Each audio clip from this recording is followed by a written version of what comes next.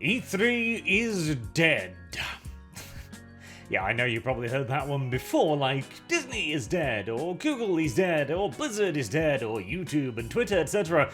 But this might actually finally be it for the Electronic Games Expo, as Nintendo, Xbox, and Sony reportedly, mind you, so, it's not guaranteed just yet, but apparently all of the big boys are simply no longer interested in E3, and hey, can you blame them? I mean, how long has it actually been since there's been a proper E3? Like, what? 3? 4 years? The Wu flu has killed many things, and E3 appears to be just one amongst its many victims at this point, frankly, because what is the point of a industry trade expo that you can't go to? Not to mention that, bear in mind here, the original idea for E3 wasn't for the massive kind of marketing push that it became. The idea was that it was supposed to be an industry expo where industry professionals could meet, have a chat, make some connections, talk about secrets, insider business, the latest technology, blah blah blah blah blah blah blah.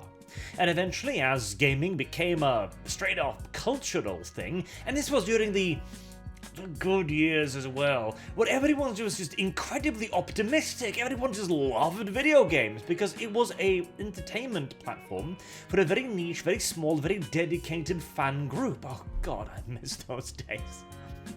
And there was no pretense, nobody pretended. There was no, it's like, oh god, toxic masculinity. There was no politics at all. They were just bloody video games as primarily a male hobby. This was the era of the booth babes. Oh god. Some of you younger peoples might not even know this, but there was a time when the primary draw of E3 was actually video games and hot chicks dressed up as video game characters. Now, hold on. Let me back up a moment. There was a time where video game characters were attractive.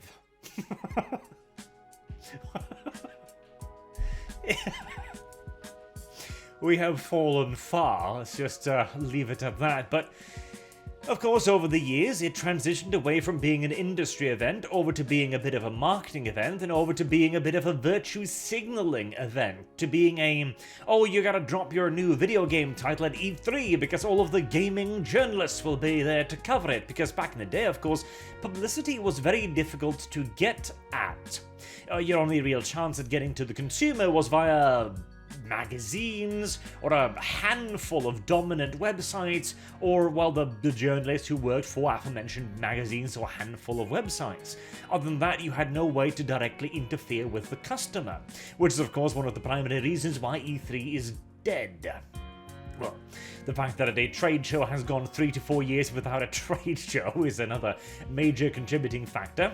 But since there was no trade show, there was no place to announce the big games, there was no way to get all of the publicity, the developers simply figured to themselves, well, okay, we gotta do something, right? We've got all these big budget games, people are buying up hobby products like never before because everybody's locked away in their basements and houses, so we'll just have to announce it, I guess? And it worked like a charm. In fact, many companies started doing their own major online presentations that got them just as much traction, if not damn near more so, than the E3 events, because it was specifically aimed at, well, that small fan minority, that niche that was super interested. Instead of aiming a shotgun at everyone, they targeted their audience specifically, and then the gaming journalists and the website and the commentators and the pundits all flocked to cover that thing instead. And so, why the hell would you ever need to do a massive expo like this? Bearing in mind too, this shit is expensive. Oh god. As somebody who has been at a couple of robotics expo, for example, like, you are talking the price for the lot alone, like the area where you set up your exhibit, is probably going to be thousands of dollars, okay? It is a ridiculous price to be there for a handful of days. Then, of course, you have to take into consideration the travel expenses to get there. The travel expenses for all of the random nonsense you're going to bring with you, including maybe enormous statues or entire sets, all of the machines you're going to need, the development version of the software you need to have ready to a set certain date that's not flexible because you're not the one doing it. Then you've got to pay people to go there. You've got to pay multiple shifts of people to go there. You might have to pay your premier lead developers to go there and do interviews. Then you've got to pay for rooms and bookings and food and blah blah blah blah. It just gets on with it, okay? It's a tremendous expense. And if that tremendous expense resulted in ass loads of exposure and tons of people ordering your game, great, fantastic. That's exactly what you spent the money for. But when you have the option to not spend that money and still get just as much exposure, well, it's not exactly a difficult choice now, is it? If anything, I'm kind of surprised that E3 hasn't died before, really. But there's an interesting thing too. I don't actually think that gaming as a hobby has moved beyond the idea of a physical expo kind of thing. There's like the Summer Games Fest thing, like even the Video Game Awards things is kind of taking off, from sort of at least. I do believe that there is something basic and primal in an industry wishing to celebrate itself. You know, it's a feel-good thing. And whenever an industry goes larger and more powerful, there is going to be a bigger draw for that feel-good thing from within the industry. The Oscars, for example, is a perfect example of this, where dozens of multi-millionaires gather together in a ridiculously huge venue to pat each other on the back as they give each other golden statues. Like, it is some of the most obscenely over-the-top shit you could ever imagine, really. And normal people tune in to see the drama, to see the awards, to see the famous people as themselves, rather than, you know, the famous people in the movies, etc. Now, gaming never quite reached that level of stardom, in large part because it's not kind of the same, obviously. Like, there are a handful of video game designers that got that level of pseudo-stardom, kinda, but never to the scale of movies. And if this is ever likely to happen, honestly, it would probably be social media influencers that would start doing this. In fact, there are already dozens of little events and prizes and derpy, stupid, cringy shit where social media celebrities, quote-unquote, go to celebrate themselves. Gaming, too, could absolutely still have this, but it really should be focused on gaming. I know, a ludicrous notion, yet nevertheless.